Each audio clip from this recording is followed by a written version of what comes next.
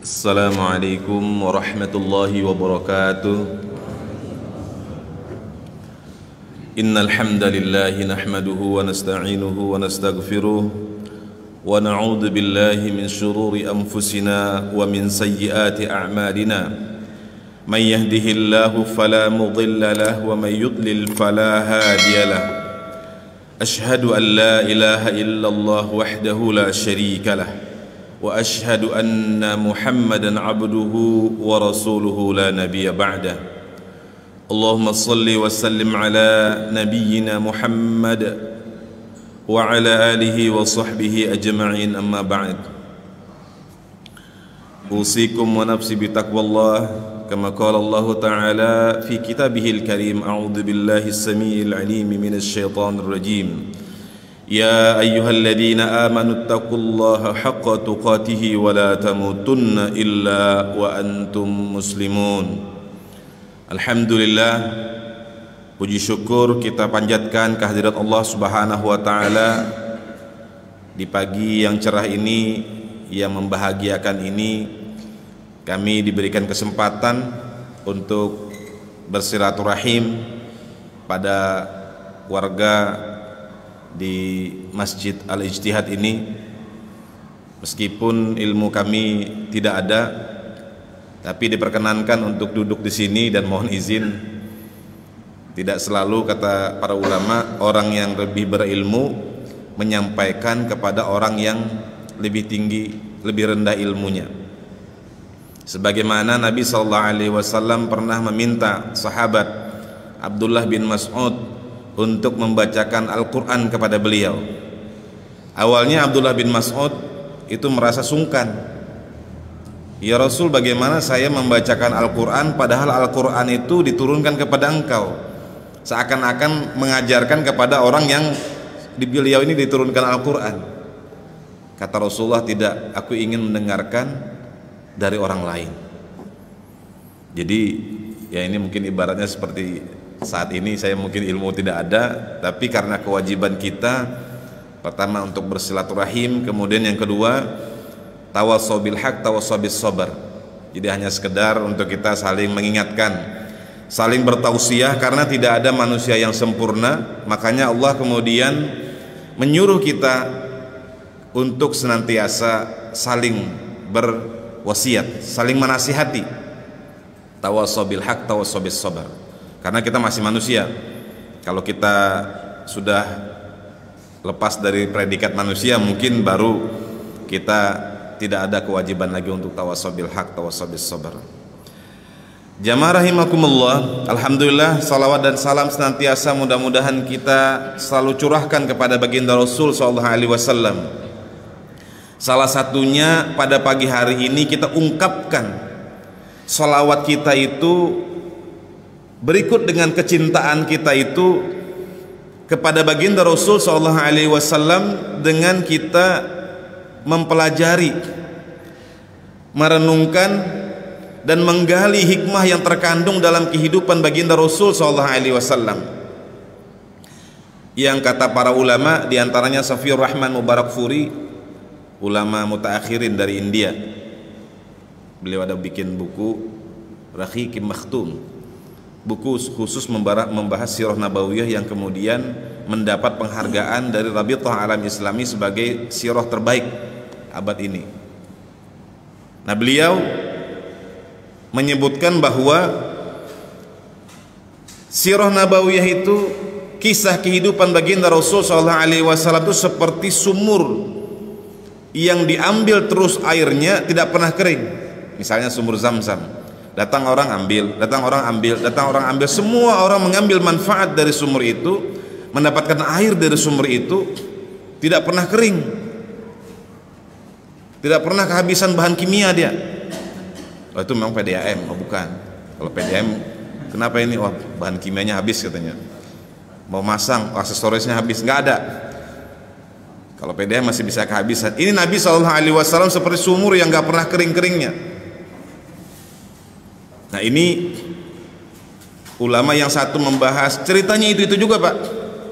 Ceritanya itu juga, nggak pernah ada versi baru dari zaman Nabi SAW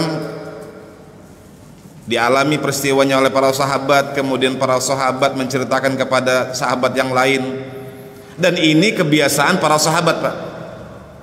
Saya yang paling ingat itu, yang paling unik menurut saya, kisahnya Mughirah bin Syu'bah. Mughirah bin Syu'bah ini adalah sahabat Nabi yang sering disebut-sebut. Kenapa? Karena salah satu yang Mughirah merasa istimewa adalah dia mengatakan, dia selalu menceritakan kepada sahabat-sahabat yang lain bahwa orang yang paling terakhir mencium jasadnya baginda Rasul SAW adalah ini orangnya. Keluarga bukan, orang dekat bukan. Artinya orang dekat ini maksudnya apakah pembantu atau apa gitu ya, atau maulanya Rasulullah? Enggak, sahabat biasa aja. Dan ini diceritakannya hampir di setiap kesempatan. Ada orang ngumpul, tahu kamu nggak siapa yang cium Rasulullah terakhir? Ini orangnya. Ada lagi orang ngumpul sana. Dan memang kebiasaan para sahabat mengingat terus. Tanda orang cinta dengan sesuatu adalah banyaknya dia menyebut sesuatu itu. Ya kan, Pak? Kalau Bapak suka dengan sesuatu, sebentar-bentar sebutin. Kata temannya, bosan aku dengar itu. Pernah nggak Pak lihat teman, kalau dia ketemu kita, dia ulang-ulangnya terus kisah-kisah itu terus. Itu tandanya dia suka dengan kisah itu, atau dia suka atau dia cinta dengan orang itu. Nah, para sahabat itu punya kebiasaan, salah satu wujud mereka mencintai baginda Rasul SAW adalah seringnya mereka menceritakan kebersamaan mereka bersama baginda Rasul SAW. Ada kebiasaan yang sifatnya itu insidental aja. Aku pernah keluar rumah, ternyata kata Abu Bakar, Rasulullah juga ada keluar rumah dalam keadaan lapar. Ketemu sama Umar, lapar juga. Dalam kesempatan yang lain, ada seorang sahabat namanya Hanzalah datang kepada Abu Bakar. Saya ini munafik. Nafaq Hanzalah, ada apa kamu munafik? Ini luar biasa nih, kalau munafik itu penyakit yang berat betul bagi para sahabat. Aku ini kalau seandainya di depan Rasulullah lagi taklim, seakan-akan surga neraka itu di hadapan, lihat dengan mata kepala. Tapi begitu pulang, ketemu anak, ketemu istri, lupa sudah. Kalau kata Abu Bakar, kalau begitu aku juga munafik, ayo kita ketemu Rasulullah. Diceritakan lagi ini kepada yang lain, sehingga itulah muncul yang namanya ilmu hadis. Tapi ada juga yang diceritakan oleh para ulama, para sahabat ini yang kemudian digali oleh para ulama dan kemudian disusun dalam bentuk kronologis, ada urutan waktunya. Itulah yang kemudian disebut dengan sirah. Bahkan ada ulama-ulama tertentu yang menggali khusus tentang tema tertentu, misalnya tentang perang. Muncul kisah, misalnya buku atau kitab Al-Maghazi. Biasanya terkenal dirujuk oleh para ulama itu Imam Al-Waqidi. Pak Waqidi ada di sini? Enggak ada ya. Saya punya teman Waqidi. Belum saya temukan nama teman saya ketemu orang Waqidi ini orang Banjar. Biasanya orang Jawa. Iya Pak. Ada Pak Waqidi nggak di sini? Enggak ada ya. Kan kalau kita ketemu Waqidi, nah, orang apa itu Pak? Orang Arab, bukan orang Jawa. Cuman karena kita di Indonesia sering nyebutnya Pak Waqidi katanya, padahal itu ulama Al-Maghazi. Beliau menyusun kitab tentang kisah kehidupan baginda Rasul khusus masalah perang, sehingga banyak dirujuk oleh para ulama, yaitu kitab beliau adalah Al-Maghazi, kitab tentang peperangan. Nah, demikian pentingnya tentang sirah nabawiyah ini, sehingga para ulama tidak bosan-bosannya untuk dari masa ke masa selalu menulis kitab tentang sirah nabawiyah dari zaman dulu. Nah, tujuannya apa? Ahamiyatu sirah an-nabawiyah fi fahmil Islam. Pentingnya kita belajar sirah nabawiyah dalam kita memahami al-Islam. Tadi pengajian apa tadi katanya? Al-Islam. Alhamdulillah. Pengajian al-Islam. Nah, ini kata beliau, kalau kita mau belajar tentang al-Islam, maka ahamiyatus sirah an-nabawiyah, pentingnya kita belajar sirah nabawiyah dalam kita memahami al-Islam. Apa itu pentingnya? Kata beliau di sini, saya ambilkan ini salah satu rujukannya adalah ulama Timur Tengah yang baru meninggal beberapa tahun yang lalu, ulama Syria Pak, Said Ramadan Al-Buti. Memang kalau di Indonesia beliau lebih dikenal agak ke cenderung ke NU beliau ini, tapi saya lihat karena beliau dosen ya, jadi lebih menonjol keilmiahannya, lebih menonjol keilmiahannya. Beliau ini menantu dari Hasan al-Banna, ulama Mesir. Kemudian anak beliau ada namanya Said Taufik, kemudian Al-Buti, kemudian ada lagi Ramadan Al-Buti. Kalau Said Taufik ini lebih ke belajar tentang kayak ulama lah. Kalau Taurik itu dia tampilan dosen, karena dia dosen di Inggris, jadi pakai dasi, bahasanya bahasa Arab, bahasa Inggris, bahasa Prancis. Pernah debat dengan Presiden Sarkozy, Presiden Prancis, tentang masalah burka, tentang masalah hijab. Kan di Prancis rame waktu itu tentang hijab ban, larangan berhijab. Jadi nggak boleh kalau pakai cadar. Tahunya sekarang orang pakai cadar semua, perempuan banyak Pak, ya kan? Bahkan diwajibkan pakai cadar. Kalau di masjid ini saya mau izin cadar, saya lepas dulu. Oh ini masker ya. Tapi perempuan kan kalau dia pakai jilbab kemudian pakai begini nggak kelihatan, cuman kelihatan alisnya doang. Ini siapa ini ya? Nggak kelihatan ternyata. Jadi pentingnya ini kata beliau, laisal gharadu min dirasati sirah an-nabawiyah wa fiqhuha mujadaral wuquf alal waqa'i at-tarikhiyah. Bukanlah kita belajar tentang sirah nabawiyah ini sebagaimana kita belajar tentang sejarah-sejarah biasa. Sejarah kerajaan Berau. Apa sejarahnya Pak? Tahun 1000 berapa dulu ya? 1200-an kalau nggak salah. Kerajaan Berau pertama, rajanya Aji Suryanata Kusuma. Jadi nama apa sekarang? Korem, ya betul. Jadi nama Korem Kalimantan Timur, Aji Suryanata Kusuma. Terus sejarahnya ada kerajaan Sambaliung, Gunung Tabur, itu sejarah. Sejarah Majapahit, sejarah Sriwijaya, sejarah Wali Songo, sejarah penyebaran Islam, sejarah khilafah. Kemudian ada sejarah Nabi. Tapi kata beliau, sejarahnya ini wala sarada mathar au jamalu minal qasas wal ahdath.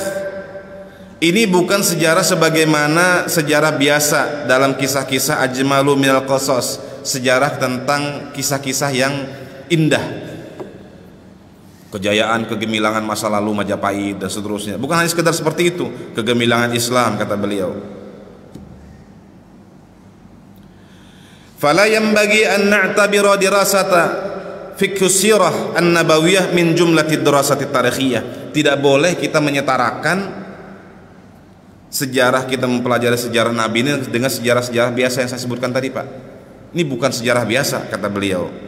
Ini bukan hanya sejarah tentang kisah kehidupan manusia yang biasa saja, meskipun itu kita dengar indah, kegemilangan Majapahit menguasai Nusantara, ya Pak. Nggak tahu Nusantara itu sejak kapan penyebutannya. Kalau kata Dahlan Iskan, kalau orang Cina nggak mau ngasih nama Nusantara, karena kalau di huruf Cina itu jadi empat suku kata, jadi ada 4 huruf gitu. Nusantala, Nusantara. Jadi bukan Nusantara, Nusantala katanya. Ada 4. Kalau 4 ini katanya ada istilahnya huruf mati lah. Kalimat mati, angka angka mati, bukan angka, kata mati. Karena 4 itu melambangkan sesuatu yang dianggap nggak bagus, sial. Saya bilang kemarin sama Pak Bambang Wijayanto waktu beliau datang ke sini, saya bilang, Pak, itu Kementerian Kehutanan, kebetulan saya dulu pernah tugas di Kementerian Kehutanan di Jakarta. Jadi ya alhamdulillah saya ini Pak dari awal profesional aja nih, artinya kadang-kadang orang mengaitkan saya orang partai ini partai itu, saya bilang lihat aja jejak rekam saya. Dari awal saya bekerja sebagai PNS, kemudian masuk diperbantukan di lembaga internasional, kemudian masuk lagi ke PDAM. Ini profesional terus nih, nggak ada yang ikut parpol dan sebagainya. Jadi saya bilang waktu saya di kementerian, saya kebetulan agak dekat dengan apa namanya salah satu dulu ada namanya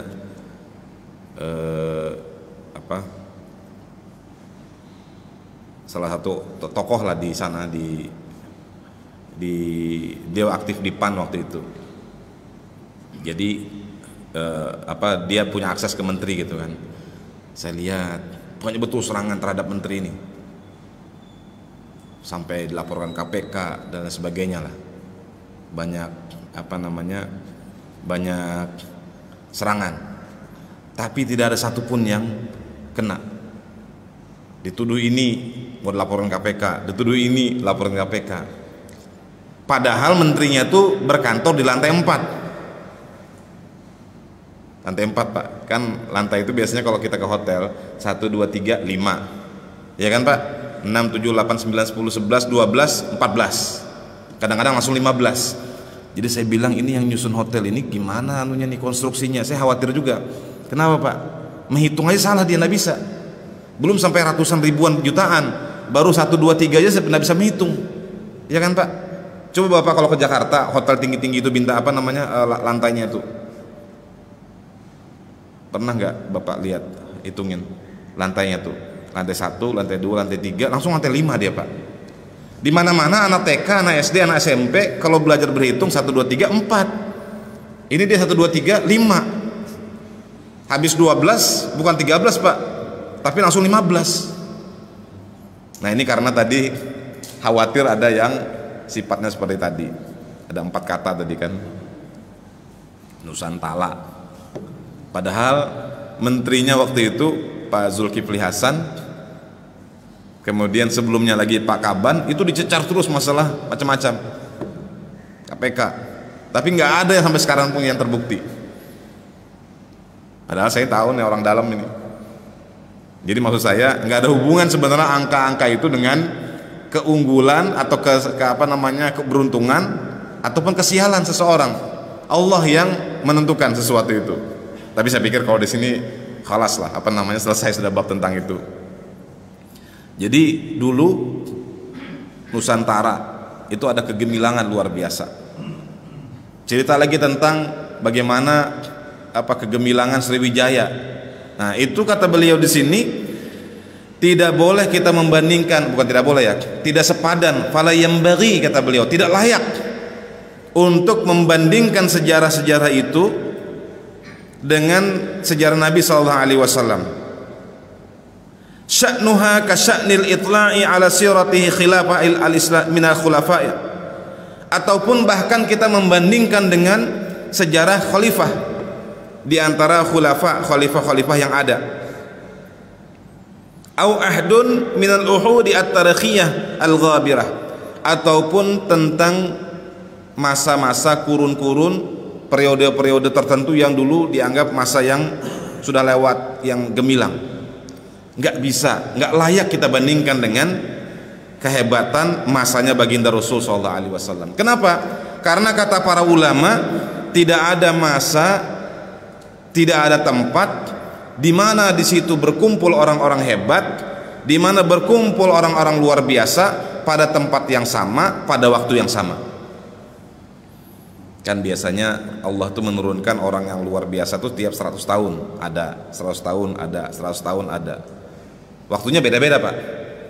Atau kadang-kadang ada ulama besar di sini, misalnya di Syria, nanti ada lagi ulama besar misalnya di Indonesia, nanti ada lagi ulama besar di mana, beda-beda tempatnya. Ini ndak, waktunya dikumpulkan pada tempat yang pada waktu yang sama, tempatnya dikumpulkan mengiringi tempatnya baginda Rasul sallallahu alaihi wasallam, ngikutin beliau. Ini terjadi di zamannya baginda Rasul sallallahu alaihi wasallam. Ini kehebatannya. Sehingga dengan demikian kata beliau penting bagi kita untuk dirasah, belajar tentang sirah nabawiyah ini. Kemudian beliau mengatakan, adapun fa inna minal mumkin, adapun pendapat beliau tentang kemungkinan tentang fil ahdab, tentang tujuan-tujuan kenapa kita perlu belajar tentang sirah nabawiyah. Ini mohon maaf ya panitia, kita belum langsung masuk ke sejarahnya Nabi dulu, tapi ini motivasi awal dulu, memahamkan dulu kenapa penting kita mempelajari ini. Jadi kalau dalam teori pendidikan yang saya pernah baca, meskipun saya bukan asli orang pendidik ya, cuman saya belajar aja dari membaca dan dari diskusi, kita itu kadang-kadang tertinggal dengan bangsa-bangsa lain Pak, karena pendidikan kita itu mengajarkan kepada anak-anak kita tentang apa. Kalau dalam bahasa Inggris what. Kalau China lebih menekankan how to, bagaimana mendapatkannya, bagaimana membuatnya. Ini orang Cina Pak. Cina ini jangan dikasih kerjaan kata orang Jepang. Saya kata orang Jepang, saya kebetulan sempat menemani almarhum Pak Muharam menemui Kadin Toyama waktu itu, salah satu provinsi prefektur lah istilahnya di Jepang. Kami kalau suruh milih, dia bilang milih tenaga kerja dari Indonesia atau milih tenaga kerja dari China. Kami lebih memilih tenaga kerja dari Indonesia. Kita tanya kenapa? Karena kalau dari Indonesia kalau suruh bikin sesuatu, ya udah dia bikin aja kayak robot aja, bikin. Kalau Cina enggak Pak, bisa dibawanya pulang ini nih alat ini, baru diopreknya di rumah. Oh begini caranya bikin iPhone ini. Oh bikin lagi dia iPhone, langsung digambarnya iPhone. Kita pergi ke Hong Kong Pak, ada namanya sana tuh Ladies Market, barang-barang tiruan itu lengkap Pak. Jadi saya sama teman saya orang BPPT, Badan Pengkajian Penerapan Teknologi, Kementerian Ristek kalau dulu kan, itu dia bilang kalau Cina itu Pak, dia mau bikin iPhone dari yang paling jelek sampai iPhone yang semirip mungkin dengan iPhone dia bisa. Cina Pak. Kenapa? Begitu dia jadi buruh di sana, dibuat ditirunya ini Pak. Karena memang dari kecil diajarkan untuk how to, bagaimana caranya. Kayak apa sih caranya nih? Oh gini. Kalau Indonesia ini lebih banyak what. Apa sih? Udah ini aja, sudah cukup di situ aja kalian. Tapi ada yang lebih tinggi lagi Pak. Itu ketika kita lihat bagaimana pendidikan. Ini mohon maaf, kita bukan ingin ini ya menganggap mereka lebih, tapi kita belajar lah dari sesama manusia. Di negara-negara barat Pak, mereka mengajarkan anak-anak mereka itu bukan hanya sekedar bukan hanya sekedar bagaimana cara mendapatkannya, tapi juga mengajarkan filosofinya. Why? Kenapa kita harus membuat A? Kenapa kita harus membuat ini? Kenapa kita harus ke sana? Kenapa kita harus ke sini? Dan seterusnya. Itu diajarkan kepada anak-anak di mereka itu Pak sejak kecil, sampai kemudian menjadi mindset mereka, pola pikir mereka. Setelah mereka mengetahui filosofi kenapa saya harus melakukan ini, kenapa saya harus sholat, kenapa saya harus puasa, meskipun ini sudah mulai diajarkan juga Pak sama lagu kasidah. Ada anak bertanya pada bapaknya, ya kata siapa tuh? Bimbo, untuk apa berlapar-lapar puasa? Ada kan lagunya seperti itu. Jadi mulai filosofinya sebenarnya. Nah ketika kita tahu filosofinya ini Pak, maka pertanyaannya akan berkembang, bagaimana caranya untuk mendapatkan tujuan tadi? Dan berkembang lagi apa yang harus kita lakukan, apa yang harus kita siapkan. Nah ini makanya beliau memulai tentang ahdaf. Kenapanya? Tujuannya apa sih? Yang pertama kata beliau, ayyajidal insanu baina yadayhi surati limithlil a'la, suratul limithlil a'la fi kulli sya'ni min syu'unil hayatil fadilah. Yang pertama kata beliau, agar manusia itu mendapati di depan matanya gambaran tentang al-mathalil a'la, contoh yang paling tinggi, fi kulli sya'ni min syu'unil hayatil fadilah, tentang segala aspek kehidupan yang utama. Jadi kita ini kan kadang-kadang punya kisah-kisah Pak, indah sekali kisahnya, banyak pembelajaran yang kita dapatkan, tapi kisahnya fiktif, tapi bohong katanya. Ya anak muda sekarang kan sudah panjang kita dengerin ceritanya, ujungnya apa? Tapi bohong katanya. Ini nyambung nih Pak. Kayaknya saya lihat nih jarang yang ada generasi milenial ini kayaknya nih. Tapi bohong. Suruh panjang dia ceritain 2 jam, ujung apa? Tapi bohong katanya. Kita belajar tentang kesetiaan, loyalitas. Misalnya, kita belajar tentang cinta kasih. Kita belajar tentang kebaikan. Misalnya dari seri Mahabharata. Ada Pandawa, ada Kurawa. Pandawa siapa aja Pak? Yudhistira, Arjuna. Nggak nyambung kayaknya nih. Ya itu artinya adalah kisahnya itu ya. Kisahnya luar biasa Pak. Ada lagi tentang kisah Semar dan sebagainya, Punakawan, bagaimana mereka mendampingi. Ini banyak kisah-kisah yang menurut kita sebagai manusia bisa kita teladani. Tapi apakah kisah itu real Pak? Tapi apakah kisah itu nyata? Anak-anak kita sering diceritain, jangan bohong ya, nanti jadi Pinocchio. Makin banyak dia bohong, makin panjang hidungnya, ya kan? Itu kisah yang kita dengar. Tapi apakah kisah itu benar?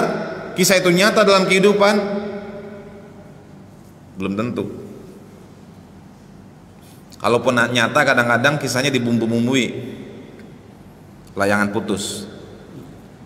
Nah, bapak-bapak senyum nih kayaknya nih, berarti ngikutin juga kisahnya.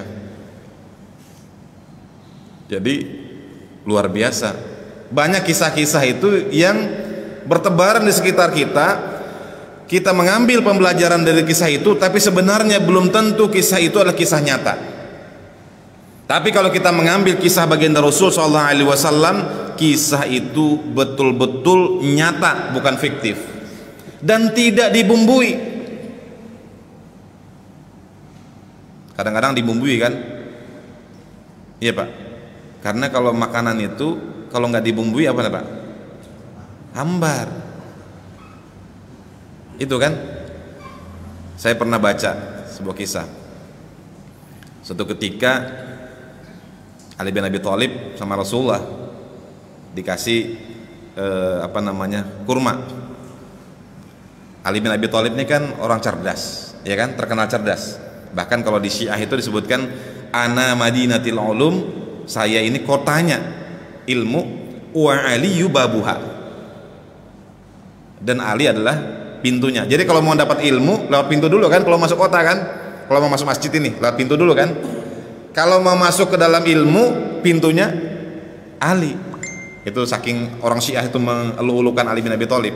Dan memang kita akui Ali bin Abi Thalib ini keilmuannya luar biasa. Wa aliyu babuha. Jadi Ali bin Abi Thalib makan kurma bersama Rasulullah. Habis makan, ditaruhnya kan bijinya Pak, geser di depannya Rasulullah. Geser lagi depan Rasulullah supaya tidak ketahuan nih banyak makannya. Ali bin Abi Thalib cerdas orangnya kan. Begitu selesai baru dicandai sama Ali bin Abi Thalib. Luar biasa Rasulullah ini makannya katanya. Banyak betul ini katanya kan. Tapi Rasulullah nggak kalah pintar.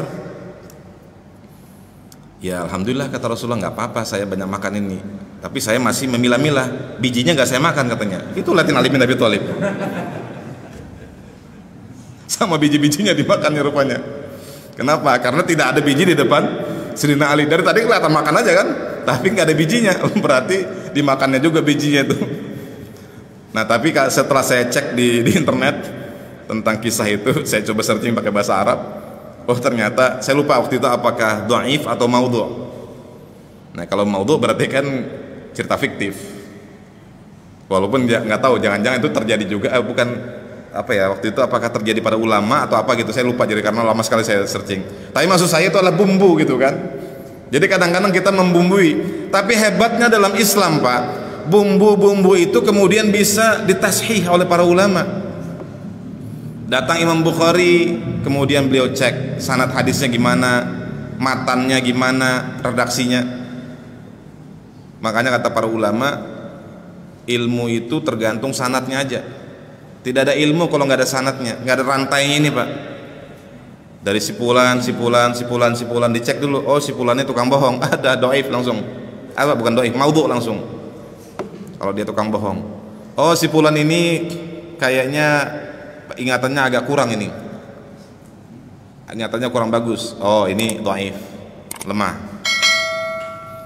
Jadi ketika kita bicara tentang baginda Rasul sallallahu alaihi wasallam, maka kita mendapati contoh yang paling tinggi yang real dalam kehidupan manusia. Memang ada orang seperti itu? Ya ada. Adakah kalau seandainya ketemu belum kita berbicara sama dia kita sudah terpengaruh? Itu ketika setan ikut bermusyawarah memutuskan supaya Nabi Muhammad ini diapain. Ada yang mengatakan dibuang aja, ada yang mengatakan dibunuh. Kata orang-orang Quraisy ketika itu sebelum Rasulullah hijrah, udah kita buang aja dia, usir ke pengasingan, jangan di kota Mekah. Apa kata setan itu? Ini dalam Hikmah Maktumnya Said Ramadan Al-Buti ya, apa bukan? Safiur Rahman Mubarakfuri, dia menceritakan setan itu langsung bentuk dalam manusia, ikut dalam musyawarah itu. Apa kata dia? Kamu tidak tahu Muhammad itu orangnya akan bisa mempengaruhi orang-orang kalau kamu buang ke tempat lain. Nanti dia akan susun kekuatan balik ke kota Mekah. Iya juga ya. Dia diam aja orang sudah terpengaruh, Pak. Ada nggak orang ketemu orang, Pak, Bapak belum bicara sama orang itu tapi Bapak sudah yakin orang itu baik? Rasanya ndak ada. Atau kalaupun ada kita rasa masih was-was. Jangan-jangan sangkaan saya aja nih. Kalau Rasulullah enggak, Pak.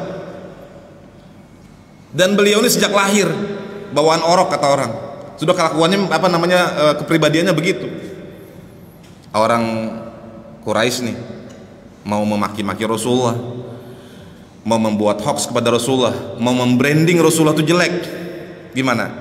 Ini Rasulullah ini orang yang jahat ini. Muhammad, baru manggil namanya aja, Pak, itu nggak bisa, sudah dia langsung terkendala sudah. Kenapa? Masa kalau dia mau marahin orang, hei yang terpuji, kamu kesini. Begitu manggil orangnya sudah memuji dia, Pak. Dia kan Muhammad itu sama, Hamid, Mahmud, Muhammad, Ahmad itu sama akar katanya, ha mim dal, Mahmudah dan seterusnya itu mirip-mirip aja. Makanya kata Rasulullah kan ismuhu dalam Al-Quran itu ismuhu Ahmad, sama akar katanya, Muhammad kah Ahmad kah. Jadi Rasulullah ini mau dibilang jelek, mau dibilang gak bagus, begitu dimaki-maki aja dipanggil aja, hai yang terpuji, kesini kamu, kan gak logis, Pak. Jadi ini Rasulullah ini luar biasa, nggak ada celah istilahnya mau menjelekkan beliau. Dibilang tukang sihir, dibilang dukun, dibilang ahli syair, nggak ada yang kenanya. Ini lagi kita Muhammad SAW. Nah ini kemudian disampaikan oleh Allah Subhanahu Wa Taala, kata beliau,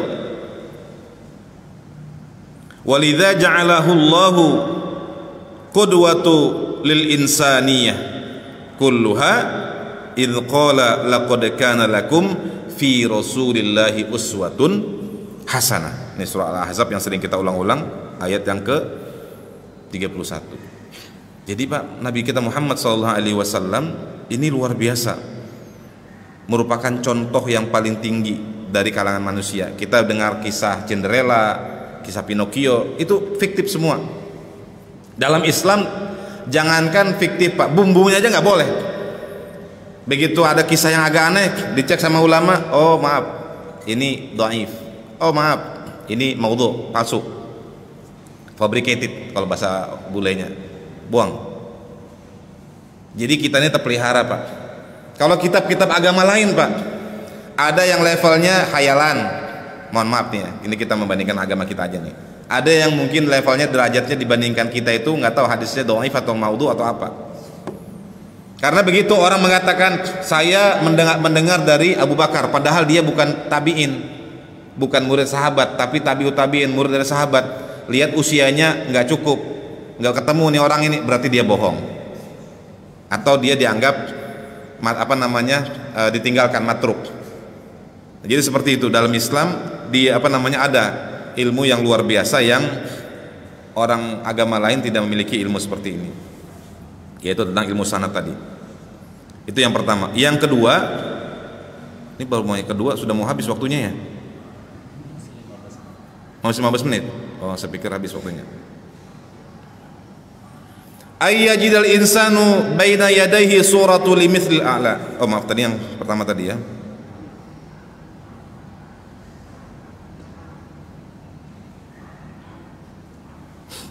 yaitu mendapatkan contoh yang terbaik tadi. Kemudian yang berikutnya adalah ayyajidal insanu fi dirasati siratihi alaihi salawat wassalam ma yu'ayyinuhu ala fahmi kitabillahi ta'ala, yaitu dengan kita mempelajari sirah kehidupan baginda Rasul sallallahu alaihi wasallam ini, maka memudahkan kita untuk mengetahui apa yang diajarkan oleh Allah Subhanahu wa taala dalam Al-Qur'an. Oh, maksudnya Rasulullah itu begini, maksudnya Allah firman-Nya begini, oh ternyata ini anunya, contohnya. Rasulullah kalau berwudu begini. Kalau dalam surah Al-Maidah itu, kalau kamu ingin sholat itu kan famsahu biru'usikum wa arjulikum idza kumtum ila shalah faghsilu wujuhakum wa aydiyakum ilal marafiq wamsahu biru'usikum. Nah itu kan wamsahu biru'usikum wa arjulakum atau likum, Pak, dalam Al-Qur'an wa arjulakum. Kenapa kita mengatakan wa arjulakum?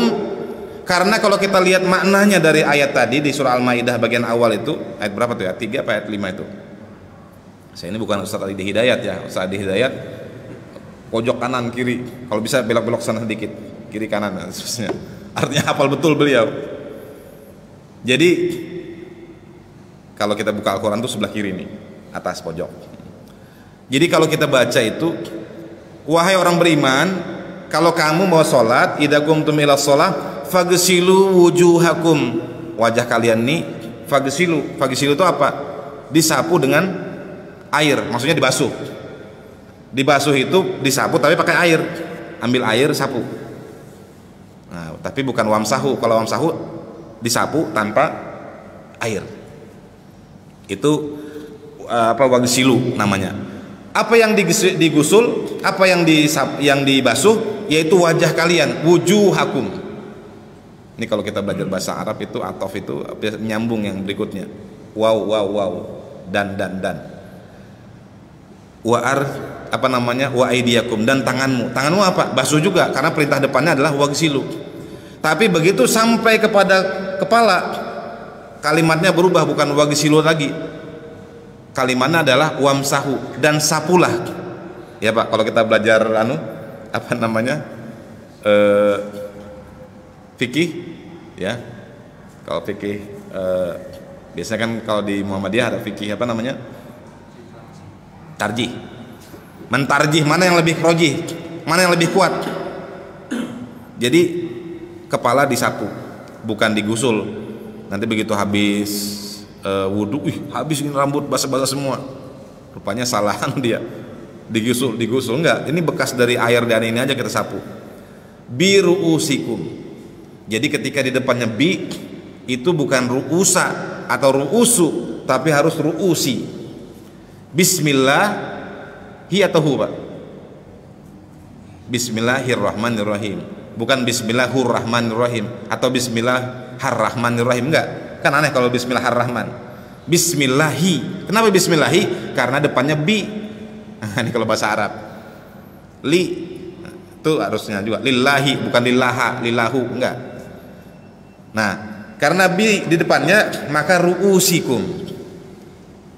Tapi kemudian pertanyaannya ketika waw berikutnya dan berikutnya itu adalah wa arjulakum, apakah wa arjulakum atau wa arjulikum? Orang Syiah, Pak, karena mereka tidak suka dengan orang-orang Ahlus Sunnah wal Jamaah yang mengambil dari hadis dari Abu Hurairah, yang mengambil dari Ummul Mukmin Aisyah, atau mengambil dari Abdullah bin Umar.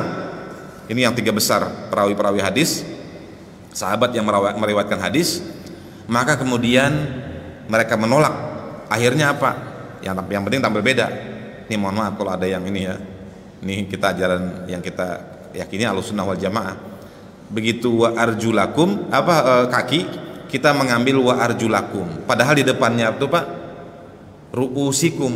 Harusnya kalau mau pakai logika aja ru'usikum arjulikum. Nah kan artinya apa? Kaki ini nggak perlu pakai air lagi. Paham maksudnya ya Pak? Karena dia mengikuti perintah wamsahu tadi, menyapu. bukan mengikuti perintah wagsilu, membasuh. Tapi Ahlussunnah wal Jamaah karena dia melihat bagaimana peri kehidupan baginda Rasul sallallahu alaihi wasallam, maka yang dibacanya di sini bukan wa arjulakum, wa arjulikum, tapi wa arjulakum.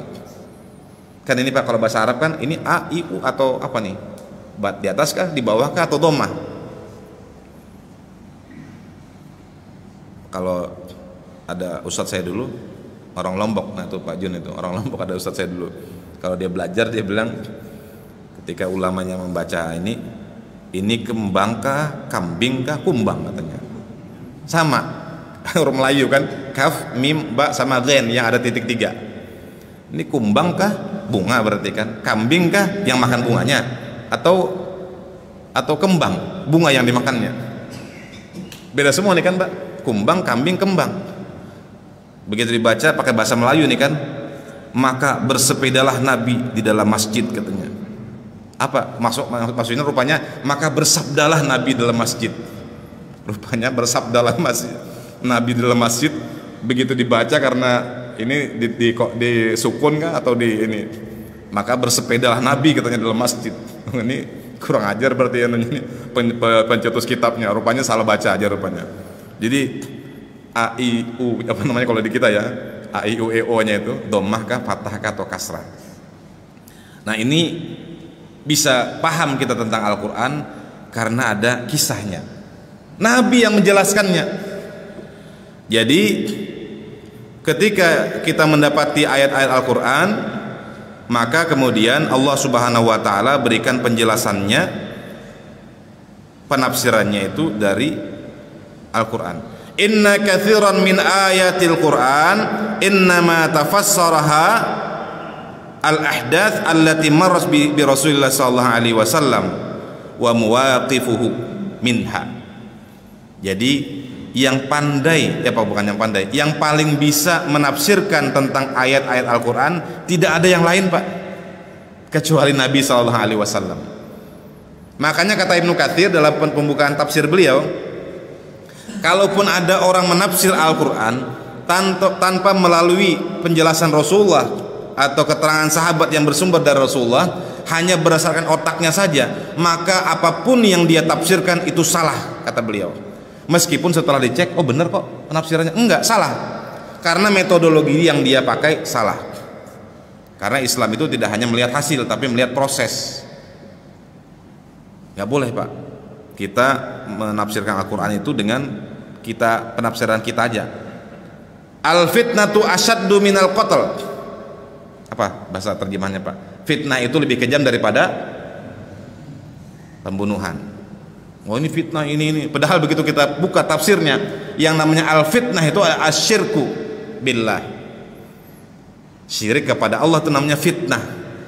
Makanya kita harus buka tafsir kita kira yang namanya fitnah itu ya menuduh orang yang nggak benar, misalnya membuat hoax misalnya.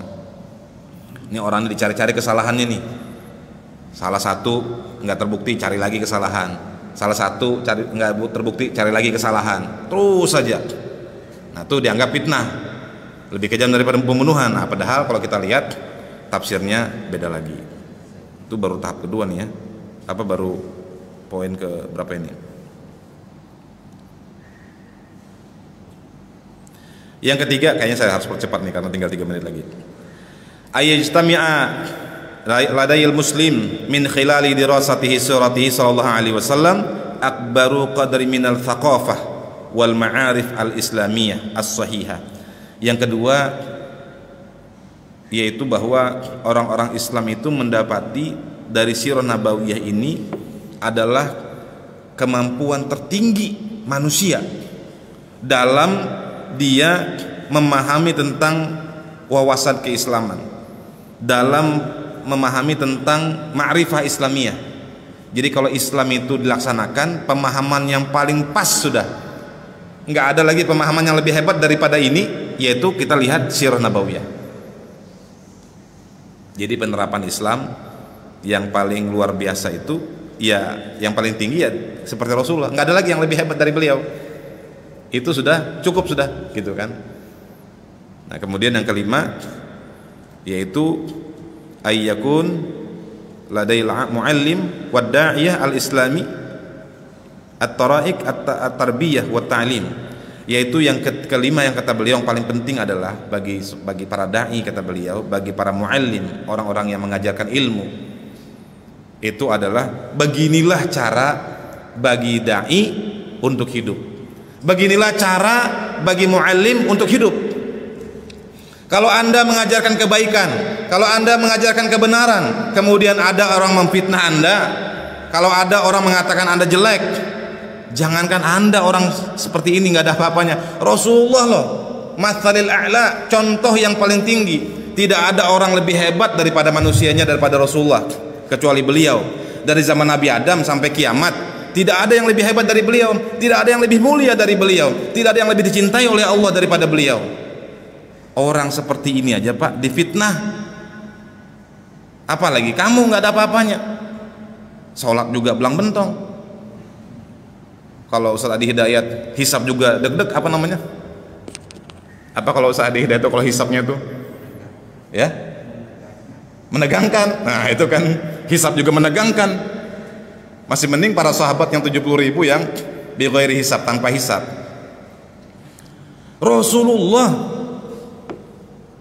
yang dengan segala kemuliaannya dilindungi oleh Allah Subhanahu wa taala masih dilempari batu, masih difitnah, masih diganggu orang. Jadi kalau kamu sekarang difitnah orang, kamu sekarang dibilangin orang begini, begitu dan seterusnya, tenang aja, itu bagian dari dinamika hidup. Rasulullah juga seperti itu. Bahkan ketika sahabat datang kepada Rasulullah, ya Rasul, engkau ini kan punya doa makbul, kami ini udah gak tahan, kami ini disiksa, bahkan dibunuh oleh orang-orang Quraisy ini. Apa nih anda bisa lakukan? Pian bisa lakukan apa? Doakah, apakah, tolong? Apa kata Rasulullah? Sesungguhnya orang-orang sebelum kalian mendapati penderitaan yang lebih luar biasa. Ada yang digergaji mistah, disisir itu ngeri Pak. Kulitnya tuh dikuliti lah istilahnya, dagingnya ditarik pelan-pelan pakai sisir besi. Masya Allah. Nabi Zakaria, Nabi Yahya itu kan meninggal syahid semua, dibunuh Pak. Jadi kalau kalian mengalami seperti ini, fasbir, sabarlah kalian, sabaran jamila, pasti kesabaran itu akan baik. Jadi ya kalau bahasa anak muda sekarang, santai aja bro. Itu sunatul dakwah, nggak mungkin kita menghindari. Sira'u bainal haq wal batil, pertempuran antara hak dan batil ini akan terus begini Pak. Tinggal pertanyaannya nanti, apakah kita ikut yang hak atau ikut yang batil, itu aja. Sehingga ya inilah yang menghibur kita kadang-kadang Pak. Saya kadang-kadang menghadapi persoalan, begini nggak bisa tidur Pak, enggak. Kata Hasan al-Banna, salah satu nikmat yang diberikan oleh Allah Subhanahu wa taala kepada orang beriman adalah kemudahan dia tidur. Ya alhamdulillah, supaya saya mudah-mudahan dikategorikan seperti itu, ya saya mudah-mudahan tidur. Kalau mau susah tidur dah, mudah-mudahan bisa tidur. Berdoa kepada Allah, Allahumma inni aslamtu nafsi ilaika walja'tu zuhri ilaika raghbatan wa rahbatan ilaika. Kalau kita mau tidur kan, Allahumma inni aslamtu ilaika, ya Allah saya berserah diri kepada engkau. Zuhri, beban saya ini udah saya serahkan semua sama engkau ya Allah. Tenang sudah kita bangun tidur itu Pak. Begitu bangun juga begitu. Makanya Rasulullah mencegah jangan sampai kita bangun itu ingat dunia, ingat akhirat, ingat hak Allah aja. Ternyata nasihat Rasulullah untuk ingat Allah, alhamdulillahilladzi ahyana ba'dama amatana wa ilaihin nusyur, itu bersyukur kepada Allah. Ternyata 20 menit setelah kita bangun tidur itu Pak, itu kalau kata orang-orang itu antara gelombang theta dengan gelombang gamma, ini masih perpindahan. Jadi ini bisa berpengaruh terhadap kehidupan kita seharian, bahkan berikutnya lagi. Makanya ketika kita bangun itu Pak, ingatnya langsung ingat Allah, jangan ingat yang lain. Kalau ingat utang mah ada, seharian kita utang terus tuh ingatnya. Tapi kalau kita ingat Allah, ingat haknya Allah, aku ini alhamdulillah udah dikasih hidup sama Allah, apa nih untuk membalasnya. Nah itu insya Allah itu yang akan mewarnai kehidupan kita. Jamaah rahimakumullah, sebenarnya masih 2 jam lagi nih kayaknya nih, cuman kayaknya kita perlu kerja juga hari ini. Nanti takutnya pelanggan PDAM pada ngamuk nanti kalau saya direkturnya kebanyakan pengajian. Ini aja kadang-kadang banyak yang ngamuk juga dengan saya meskipun bukan pelanggan juga mereka. Tapi ya kita layani dengan sebaik-baiknya lah. Jamaah rahimakumullah, mudah-mudahan bermanfaat apa yang saya sampaikan. Semata-mata ini bukan bukan ilmu lah kalau menurut saya, hanya sekedar berbagi aja apa yang saya pernah baca, apa yang pernah saya pahami. Ya kita tawasau bil haq, tawasau bis sabar. Tentu bapak-bapak lebih paham tentang ilmunya daripada saya, tapi mudah-mudahan ini jadi amal ibadah bagi kita semua. Kita niatnya saling menasihati, Pak. Kalau saya ketemu di jalan, saya ada salah, ada kekurangan, nasihati saya, Pak. Karena itu bagian dari ciri orang beriman. Kita selalu saling, kata-katanya tuh tawasau, saling, bukan hanya saya menasihati tapi juga Bapak menasihati saya. Demikian, saya mohon maaf kalau ada kekurangan kehilafan. Mudah-mudahan Allah Subhanahu wa taala berikan pertolongan kepada kita dengan keberkahan kita senantiasa mempelajari sirah nabawiyah ini. Mudah-mudahan pembelajaran kita tentang sirah nabawiyah ini akan selalu menguatkan cinta kita, rindu kita sampai kita insya Allah bertemu dengan beliau, sampai kemudian beliau memberikan syafaat kepada kita, sampai kemudian kita berkumpul dengan beliau. Meskipun amal ibadah kita rendah, meskipun amal ibadah kita tidak ada apa-apanya, tapi kita diberikan oleh Allah Subhanahu wa taala kesempatan untuk mengunjungi beliau nanti di hari kiamat, mengunjungi beliau nanti dalam surganya kelak. Subhanakallahumma wa bihamdika asyhadu an la ilaha illa anta nastaghfiruka wa natubu ilaik. Wabillahi taufiq wal hidayah. Wassalamualaikum warahmatullahi wabarakatuh.